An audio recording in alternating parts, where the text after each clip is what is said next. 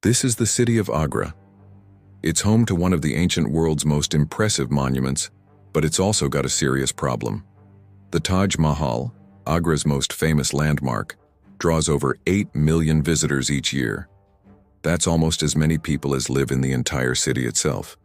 And they all come to see this, the white marble mausoleum built in the 17th century by Mughal Emperor Shah Jahan for his third wife, Mumtaz Mahal, who died giving birth to their 14th child. But while the Taj Mahal might be the jewel of India, the reality is that Agra is struggling. The city's population has exploded from 2 million in 1991 to over 5 million today. And that's put a serious strain on the city's resources. Now Agra is the largest city in the state of Uttar Pradesh, but it was never designed to handle so many people. Schools, hospitals, transportation and housing are all feeling the squeeze. It's even estimated that the city needs around 60,000 more hotel rooms to accommodate all of the tourists that come to see the Taj Mahal. But with a severe lack of space and a growing population, where can these new hotels be built? And will Agra ever escape the shadow of the Taj? This is the city of Agra. Let's find out how Agra became the home of the Taj and why the city is now in desperate need of more space. In 1504, Babar, the founder of the Mughal Empire, seized Agra from the Lodi dynasty and made it his new capital. Under his rule, Agra grew into a major economic center thanks to its strategic location along the Yamuna River. Unfortunately, though, the prosperity didn't last long. By the mid-18th century, the British had taken control of most of northern India, including Agra. They used the city's skilled artisans to supply the riches and opulence required for the British Raj. Then, after Indian soldiers fought alongside the British in both world wars, India finally won its independence in 1947, and Agra became part of the newly formed Republic of India. Now, thanks to its cultural significance and historical monuments like the Red Fort and several mosques, Agra was designated as a UNESCO World Heritage Site in 1983. This was great for the city, but it also led to an unexpected problem. See, no one really knows who actually built the Taj Mahal. Some believe it was an Italian architect named Ustad Isa, while others insist it was a Persian architect named Reza Abbasi. But most historians agree that it was built by a team of over 20,000 artisans and laborers working under the direction of several architects, including Ustad Ahmad Lahori. Either way, construction began in 1632 and took over 2 decades to complete. During the reign of Shah Jahan, the Taj Mahal was meant to be the centerpiece of a grander plan to redesign the entire city. He wanted Agra to be the capital of his empire and planned to surround it with a wall and fill it with gardens, palaces, and mosques. His vision would have turned Agra into something similar to the walled city of Jaipur, but those plans never materialized. Instead, Shah Jahan was eventually imprisoned by his own son in the nearby city of Lahore, and Agra continued to grow organically, absorbing people and settlements from the surrounding area. Over time, the city's original layout was completely forgotten. Today, Agra is known as one of India's most polluted cities. It's surrounded by industrial factories, coal-fired plants, and has seen a massive increase in traffic in recent years. All of this has led to some serious air quality problems.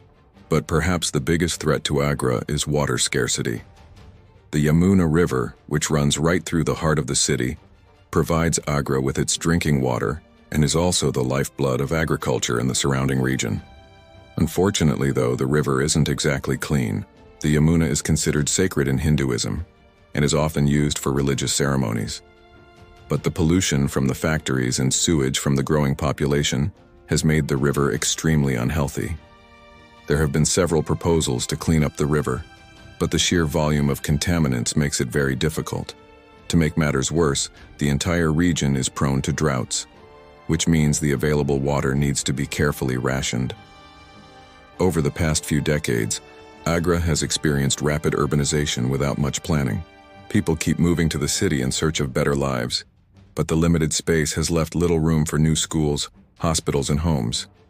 And the growing population has put a huge strain on the city's infrastructure and resources.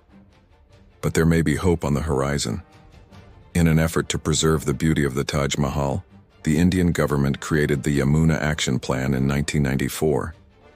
This initiative focuses on cleaning up the river and protecting the monument from further damage caused by pollution. And it looks like it's working. According to some reports, the amount of pollutants in the Yamuna River has decreased by up to 70% since the program's inception. Now, Agra's pollution levels are still high, but they're slowly getting better. What's interesting, though, is that the Taj Mahal itself seems to have inspired a sense of unity among the people of Agra. Most residents seem to agree that something must be done to clean up the city and protect the monument, not just for the sake of tourism, but for themselves and their children. Now, unfortunately, the Taj Mahal is threatened by more than just pollution. See, the soil beneath the mausoleum is actually starting to sink. This is because the foundation was built on a low-lying marshy area near the river. As the water table drops, the ground beneath the Taj Mahal begins to destabilize. If nothing is done about it, the foundation could eventually collapse, causing the entire structure to crumble. Now, despite being a UNESCO World Heritage Site, the Taj Mahal receives very little funding for maintenance. Most of the money spent on the monument comes directly from ticket sales. This isn't ideal because it means that if no one visits the Taj Mahal, then there's no money to maintain it. And that's why it's so important that Agra does everything it can to make the city more appealing to tourists. But at what cost? Tourism is currently the main driver of Agra's economy. The city needs to strike a delicate balance between preserving its historical monuments and improving the quality of life for its residents. And that's not easy. For example, Agra's famous marble industry employs over 50,000 people. The marble is used to create everything from statues and fountains to building materials and jewelry. But the mining and processing of marble creates a lot of pollution. So finding a way to both protect the environment and create jobs is a major challenge for the city. Now, Agra has been trying to diversify its economy for several years now. The city has a lot of potential in fields like textiles, leather goods, and carpets. But these industries require a skilled workforce, and Agra simply doesn't have enough schools to provide them. Many children in Agra don't even have access to basic education. This makes it very difficult for the city to move away from its dependence on tourism. According to a recent survey, around 40% of children in Agra are out of school. Of those that do attend school, many are unable to read or write. Now Agra is trying to improve its education system by building new schools and training teachers.